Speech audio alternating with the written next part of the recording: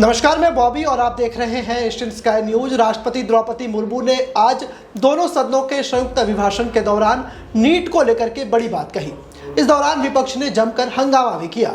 उन्होंने कहा कि हमारी सरकार देश के हर युवाओं को बड़े सपने देखने और उन्हें पूरा करने के लिए सही माहौल बनाने में जुटी है। राष्ट्रपति के अभिभाषण के दौरान विपक्षी सांसदों ने नीट के नारे भी लगाए। इस दौरान राष्ट्रपति द्रौपदी मुर्मू को उन्हें सुनिए सुनिए तक कहना पड़ा। बार बार टोकने के बाद भी विपक्षी सांसद नहीं माने।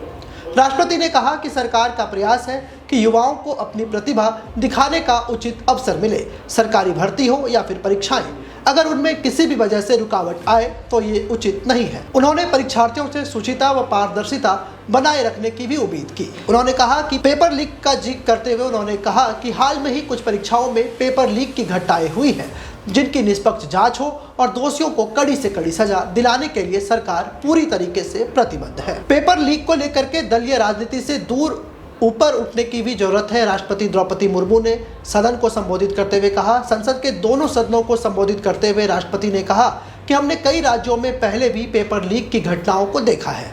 इस मुद्दे पर दलीय राजनीति से ऊपर उठकर देशव्यापी उपाय करने की जरूरत है। संसद ने परीक्षा में होने वाली गड़बड़ियों के खिलाफ एक सख्त कानून बनाई है। सरकार परीक्षाओं से जुड़ी हर समस्याओं, उनके कामकाज, परीक्षा प्रक्रिया समेत सभी सुधार करने की कोशिश कर रही है। राष्ट्रपति द्वारा पेपर लीक का जिक्र करने के दौरान विपक्ष के सांसद लगातार हंगामा करते हुए भी नजर आए। देश में कितने शिक्षण संस्थान खुले, राष्ट्रपति द्रौपदी मुर्मू ने संयुक्त सदन से इसकी भी जानकारी दी। राष्ट्रपति ने कहा कि पिछले 10 सालों में हर अवरोध को हटाया गया है जिनसे युवाओं को परेशानी हो। पहले आपने सर्टिफिकेट अटैच करने के लिए युवाओं को भटकना पड़ता था, लेकिन अब युवा खुद ही सारे काम कर रहे हैं। उन्होंने कहा कि केंद्र सरकार की ग्रुप सी और ग्रुप डी भर्तियों में इंटरव्यू के खेल को भी खत्म कर दिया गया है, जिससे युवाओं को दिक्कतें नहीं हो रही।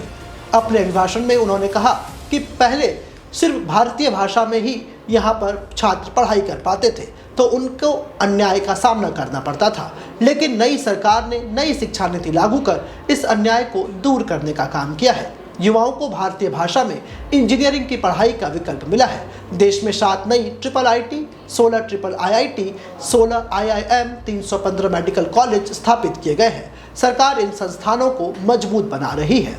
तो राष्ट्रपति द्रौपदी मुर्मू ने अभिभाषण के दौरान एक मैसेज देने की कोशिश की। उन्होंने कहा कि नीट पर जो विवाद हो रहा है उसे दलगत राजनीति से ऊपर रखना चाहिए।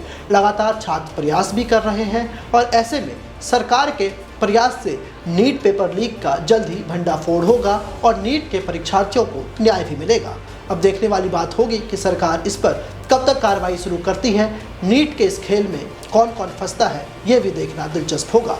ऐसे ही तमाम वीडियोस के लिए आप हमारे साथ बने रहें। हमारे YouTube चैनल को सब्सक्राइब करें। फेसबुक पर हमें फॉलो करना ना भूलें।